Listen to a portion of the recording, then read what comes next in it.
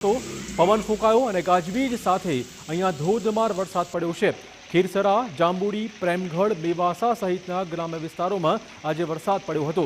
મેવાસા ગામે ધોધમાર વરસાદ વરસતા રોડ પર વહેતા જોવા મળ્યા હતા પાણી। રાજકોટના ગોંડલ પંથકમાં ચોમાસાના આગમન પહેલા જ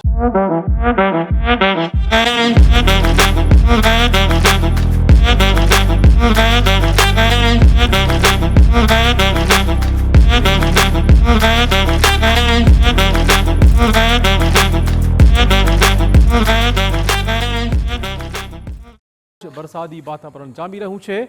વાસાવડ પંથકમાં ગાજવીજ સાથે વરસાદ પડ્યો। અહીંયા નદી બે કાંઠે વહેતી થઈ હોવાના દ્રશ્યો પણ સામે આવ્યા છે।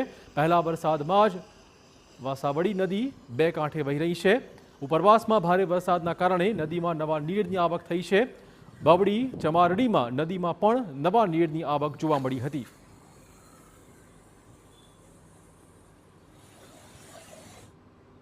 તો દરમિયાનમાં ગુજરાતના ખેડૂતોને આગામી 48